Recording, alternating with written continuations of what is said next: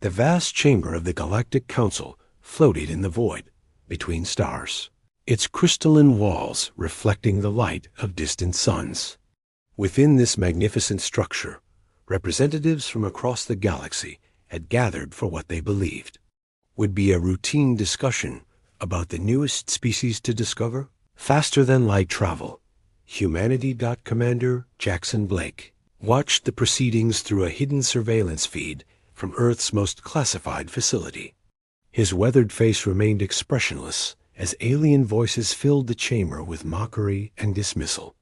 Beside him, Ambassador Thorne clenched his fists, his diplomatic training barely containing his anger at what they were witnessing. "Look." "At them?" Thorne whispered, his voice thick with frustration. "They speak of us like we're insects to be catalogued and controlled." Jackson's steel-gray eyes never left the screen. "Let them underestimate us. It's exactly what we need." On the screen, Counselor Veleth of the Zephyrian Empire rose to address the assembly. Her 6 arms moved in graceful arcs as she spoke, her voice carrying the authority of someone who had never been challenged. "The humans are a fractured species," she declared, her words echoing through the chamber. "They fight amongst themselves, poison their own world, and lack the unity necessary for true galactic citizenship." Murmurs of agreement rippled through the assembled delegates. The Thornback Collective's representative, a massive creature with stone-like skin, nodded approvingly. "Their technology is primitive. Their ships are crude. They have no understanding of quantum harmonics or dimensional folding." From the shadows of the chamber, a figure observed in silence. Seeker Nyx of the Wanderer clans rarely spoke during council sessions, preferring to watch and learn. Unlike the others, she had spent years studying humanity from afar, and what she had discovered troubled her deeply. The humans were not what they appeared to be. "They will submit, Counselor," Veleth continued, her confidence absolute, "as all young species do when faced with the reality of galactic power. We will offer them protection in exchange for compliance. They will become a client state useful for their resources and labor." The vote was swift and unanimous. The Galactic Council would send humanity an ultimatum disguised as an invitation. Submit to Council authority, dismantle all military installations, and accept permanent oversight or face the consequences of defying galactic law. Back on Earth, Jackson finally turned away from the screen. "How long until their message arrives?" 3 days, Thorne replied, his diplomatic mask slipping to reveal the warrior beneath. "The President wants to know our response." "Tell her we'll consider their generous offer," Jackson said with a cold smile. "And then activate Protocol Omega." Deep beneath the Colorado mountains, in a facility that officially didn't exist, humanity's greatest secret began to stir. For 50 years, ever since the first confirmed alien contact, Earth's brightest minds had worked in absolute secrecy. Not to build weapons of conquest, but tools of survival. Dr. Finn Torres, chief of the Adaptive Defense Initiative, received the activation codes with trembling hands. Around him, scientists and engineers who had dedicated their lives to this moment sprang into action. "Begin Phase 1 implementation," he announced over the facility's communication system.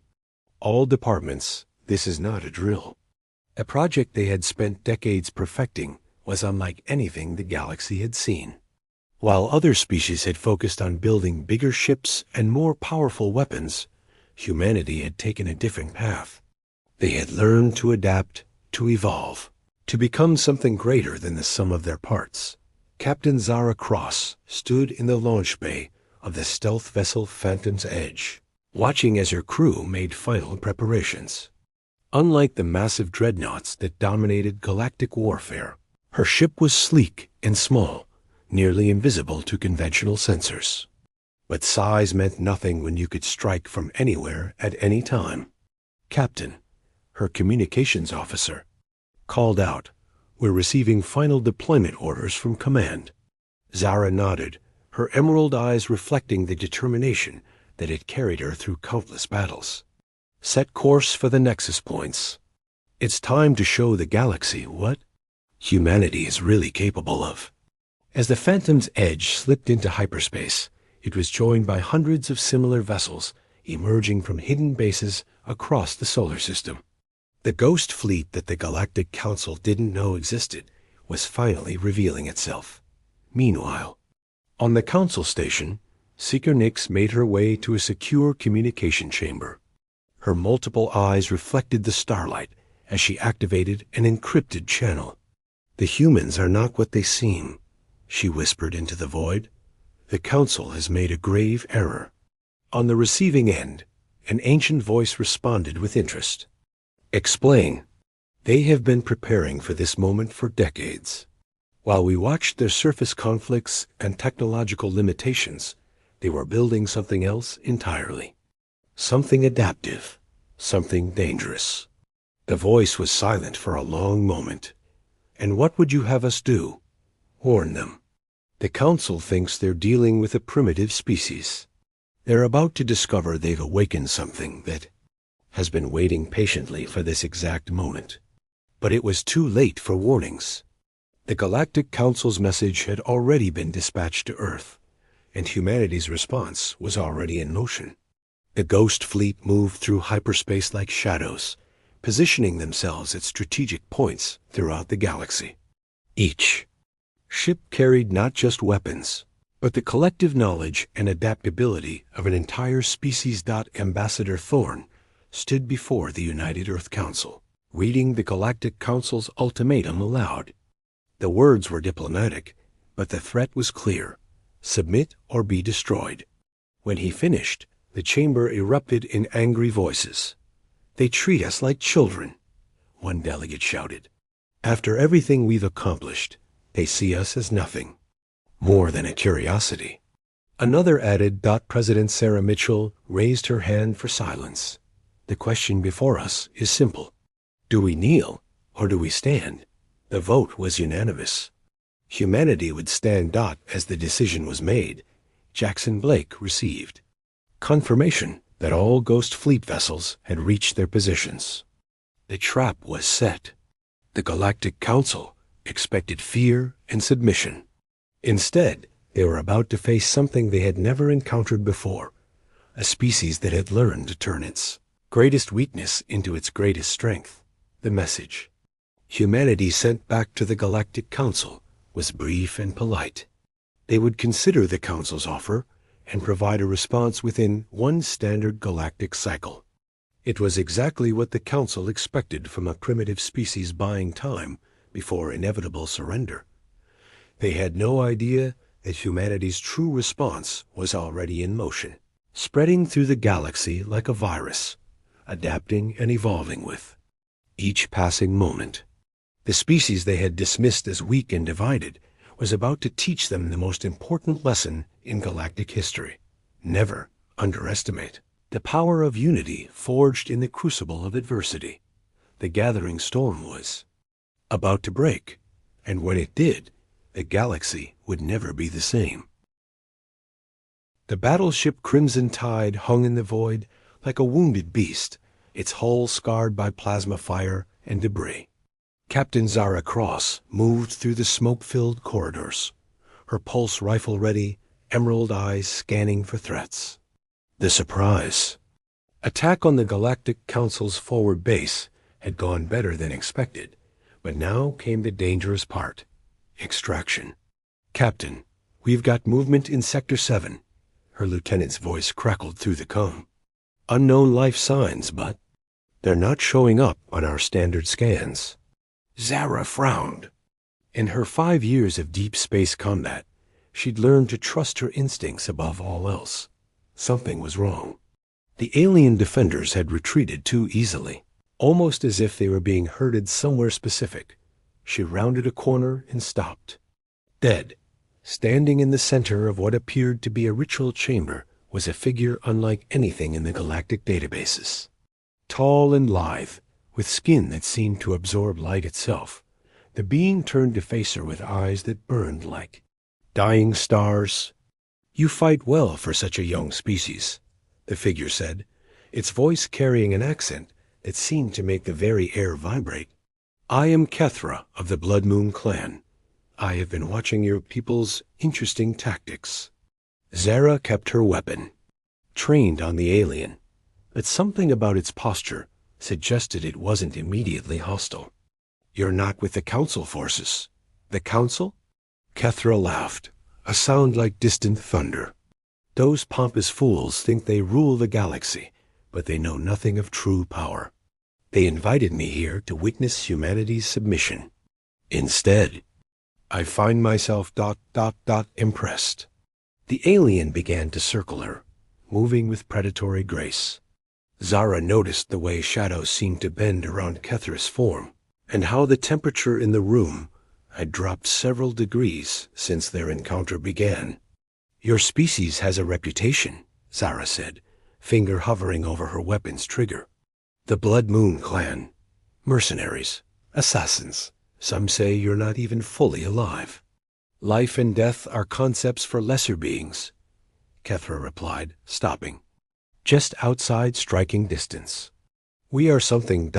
more, and you, Captain Zara Cross, are far more interesting than your council file suggests.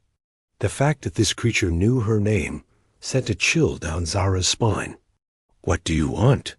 What I want, Kethra said, stepping closer, is to understand how a species dismissed as primitive managed to infiltrate a council stronghold, disable their defenses, and extract classified information without losing a single soldier.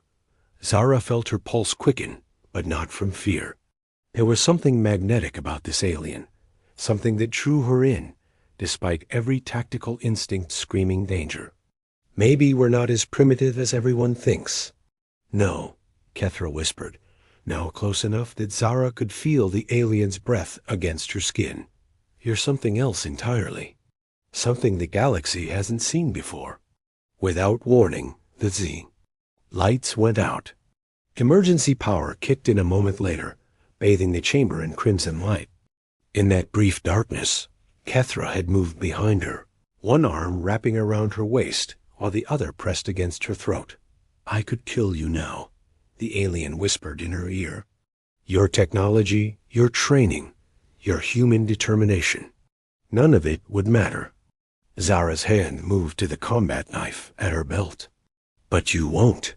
No, Kethra admitted, and Zara could hear something like hunger in the alien's voice. Because I want to taste what makes you so different. Before Zara could react, she felt. Sharp fangs pierced the skin of her neck. The pain was immediate and intense, but it was followed by something unexpected, a wave of sensation that made her entire body come alive. Images flashed through her mind, not her own memories, but Kethra. She saw the Blood Moon clan's home world, a place of eternal twilight and crimson seas. She felt the weight of centuries, the loneliness of immortality, the constant hunger. That drove Kethra's kind to seek out the essence of other beings. But she also felt something else, admiration, desire, a longing for connection that transcended species barriers. When Kethra finally pulled away, Zara staggered but remained standing. Her hand went to her neck, feeling the small wounds that were already beginning to heal with surprising speed. What did you do to me? She gasped. I tasted your essence, Kethra replied, licking drops of crimson from pale lips, and found something remarkable. You're not just human, are you? Your species has been ... modified. Zara's eyes widened. The genetic enhancements were humanity's most closely guarded secret, known only to a select few. The modifications that made them faster, stronger, more adaptable than their ancestors should have been undetectable. Impossible. Our scans show. Your scans show what you want them to show, Kethra interrupted. But taste doesn't lie. Your blood carries the signature of deliberate evolution, planned adaptation. Your species didn't just discover faster than light. Travel you prepared for what you'd find out here. The sound of approaching footsteps echoed through the corridor. Zara's extraction team was getting closer, but she found herself reluctant to end this encounter. "Why are you telling me this?" she asked. Kethra smiled, revealing those deadly fangs. "Because I'm going to help you." "Help us do what?" "Survive what's coming. The Council has decided humanity is too dangerous to be allowed into the galactic community. They're planning to sterilize your homeworld within the next solar cycle." Zara's blood ran cold. "You're lying." "I never lie about matters of survival," Kethra said seriously. "General Vorak of the Titan Legions is already assembling his fleet. 200 ships, each capable of cracking a planet's crust. They plan to make an example of Earth. Why should I trust you?" In response, Kethra moved closer again, this time pressing something into Zara's hand. It was a small crystal device, warm to the touch and pulsing with internal light. "This contains the complete battle plans for Vorak's fleet. Ship positions, weapon capabilities, command frequencies. Everything you need to mount a defense." "What's the price?" Zara asked, knowing that nothing came free in the galaxy. "You," Kethra said simply. "When this is over, when your species has proven itself, I want you to come with me. I want to show you what your people could become if they stopped limiting themselves to one small world." The footsteps were getting closer. Zara could hear her, Lieutenant calling her name. She looked at the crystal in her hand, then back at Kethra's burning eyes. "This is insane," she whispered.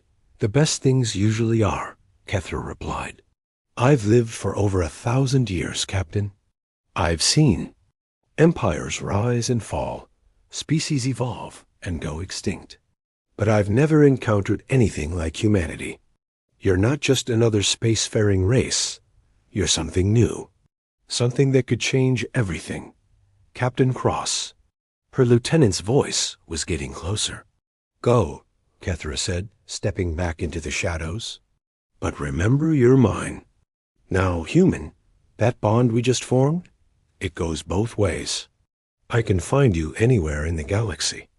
"Wait," Zara called out, but the alien had already vanished, leaving only the faint scent of ozone and the crystal device in her palm. Her extraction team burst into the chamber, weapons ready. "Captain, are you injured?" "We detected weapons fire." And then ... nothing. Zara touched her neck, feeling the small wounds that had already healed. "I'm fine. Did you get the data?" "Yes, ma'am." "The Council's communication logs, defensive positions, everything Command requested." "Good.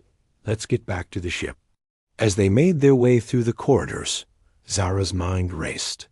The crystal device felt warm against her palm, and she could swear she felt Kethra's presence at the edge of her consciousness, like a whisper in a language she didn't quite understand. Back aboard the Phantom's Edge, she locked herself in her quarters and activated the crystal. The data that flowed across. Her screen made her heart stop. Kethra hadn't lied. General Vorak's fleet was indeed assembling, and their target was clear: Earth. But there was more. The crystal also contained detailed information about the Blood Moon clan, their capabilities, their technology. And at the very end, a personal message from Kethra herself. "The galaxy thinks it knows what humanity is capable of," the recorded voice said. "They're about to learn how wrong they are. I look forward to our next meeting, my dear Captain. Until then, remember you carry a piece of me with you now. Use it well." Zara closed the file and activated her ship's communication system. "Command, this is Captain Cross. Priority Alpha message for Admiral Sterling. We have a problem, and we're going to need every ghost ship in the fleet." As the Phantom's Edge jumped to hyperspace, carrying its precious cargo of intelligence back to Earth, Zara found herself touching her neck again. The wounds were completely healed, but she could still feel them, a constant reminder of the impossible encounter that had just changed everything. The blood pact had been formed. Now it was time to see if humanity was ready to embrace its true destiny.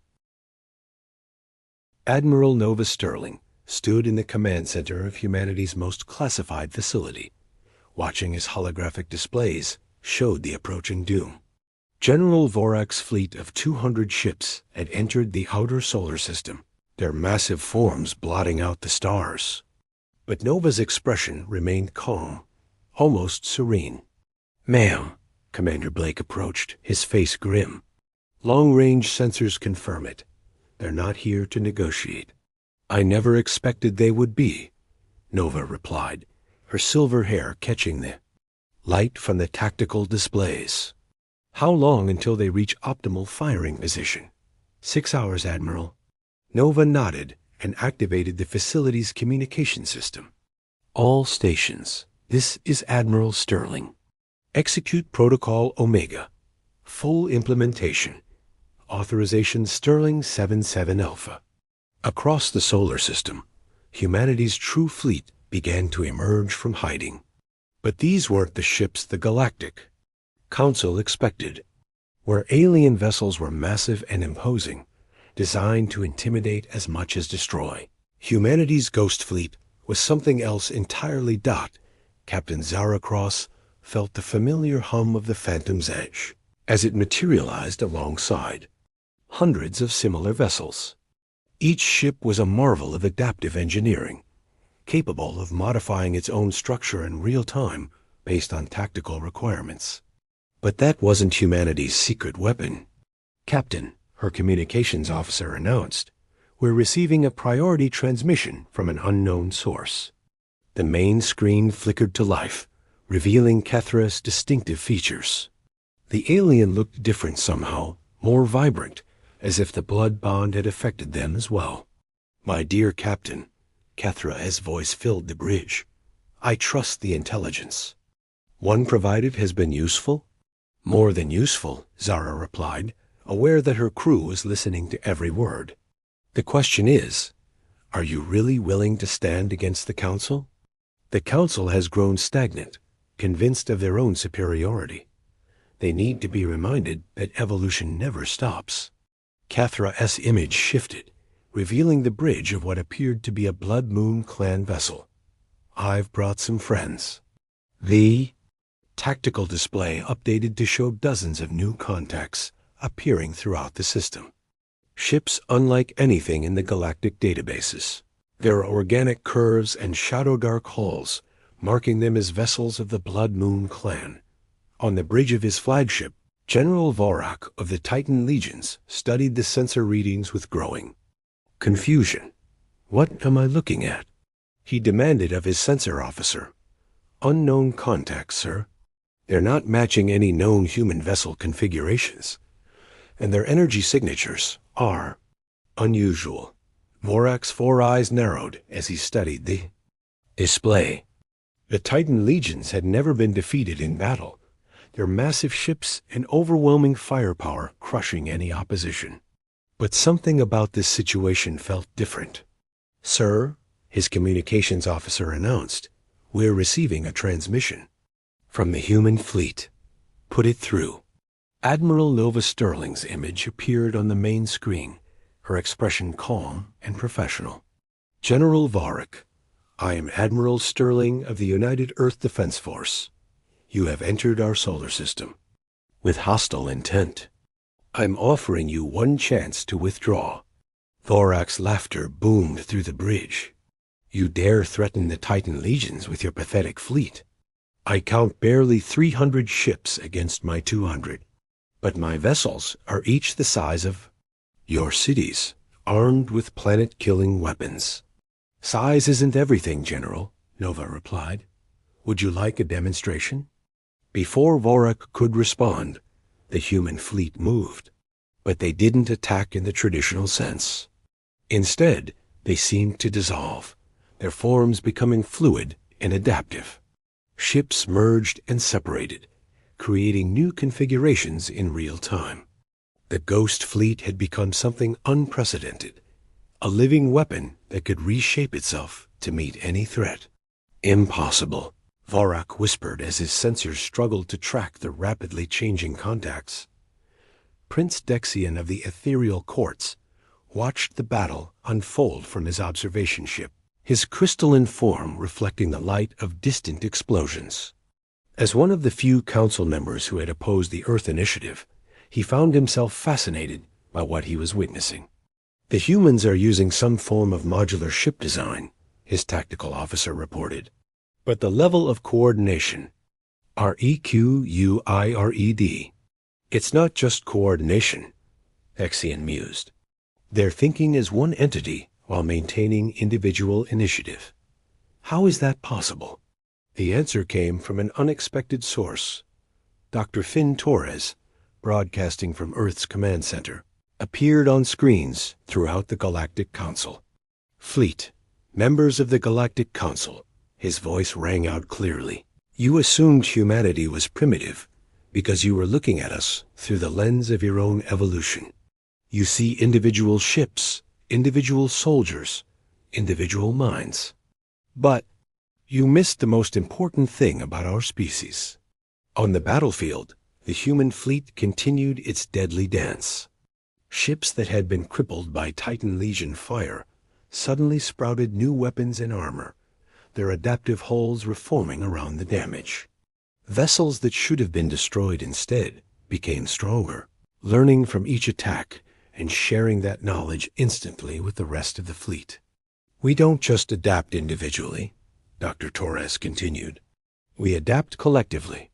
Every lesson learned by one of us becomes available to all of us. Every innovation, every tactic, every solution shared instantaneously across our entire species. Counselor, Velith watched in horror as her carefully planned human subjugation turned into a nightmare. This is impossible. No species can achieve perfect information sharing on this scale. No naturally evolved species, came a new voice. Kethra's image appeared on the Council's communication channels, the alien's smile, cold and predatory. But humanity stopped being naturally evolved decades ago. The truth hit the Council like a physical blow. The genetic modifications that Kethra had tasted in Zara's blood weren't just physical enhancements. They were the foundation of a hive. Mind network that could activate during times of crisis, allowing every human to share knowledge and experience instantly while maintaining individual consciousness. You see, Kethra continued, while you were busy dismissing humanity as primitive, they were busy becoming something new, something that combines the best aspects of individual initiative with collective intelligence. They are what evolution looks like when it's guided by wisdom rather than chance. General Vorak's flagship shuddered under the assault of dozens of human vessels. Each attack was perfectly coordinated, exploiting weaknesses that shouldn't have been known to ships that hadn't been in the previous engagement. It was as if the entire human fleet was learning from every moment of combat. Sir, his tactical officer called out, we're losing ships faster than we can target them. Their vessels are adapting to our weapons in real time. Then we used a planet killer, Vorak snarled. Prepare the stellar lance. If we can't defeat their fleet, we'll destroy their home world. The massive weapon began to charge, its energy, signature visible across the system. But as it prepared to fire, something unexpected happened. The human ships stopped their attack and moved into defensive positions around Earth. Instead of continuing their assault, they were preparing to sacrifice themselves to protect their home. Kethra's vessel appeared directly in front of Vorak's flagship, its shadow dark hull somehow seeming to absorb the stellar lance's energy. You want to destroy a world? Kethra's voice echoed through the Titan Legion's communication systems. You'll have to go through me first.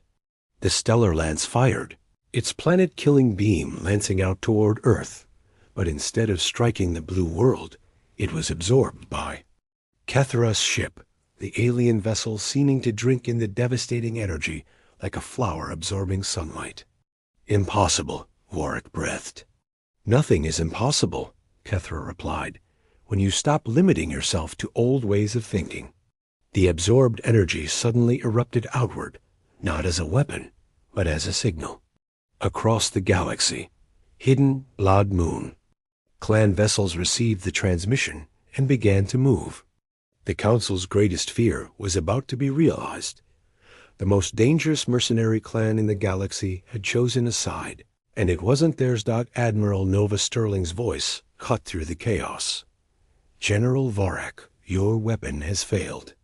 Your fleet is being systematically disabled. I'm offering terms one final time.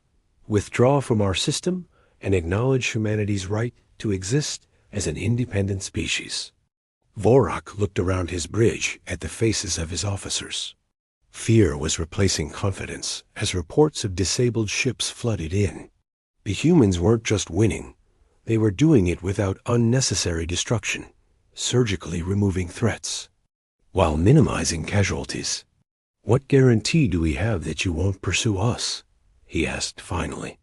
The word of Admiral Nova Sterling, came the reply, and the protection of the Blood Moon clan, who have agreed to serve as guarantors of this agreement. Prince Dexian's image appeared on the communication channel.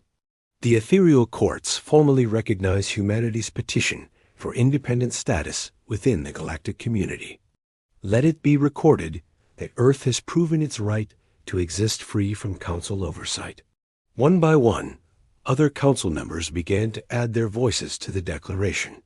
Faced with the reality of humanity's true capabilities and the backing of the galaxy's most feared mercenary clan, opposition crumbled. Captain Zara Cross stood on the bridge of the Phantom's Edge, watching as the Titan Legion fleet began its withdrawal.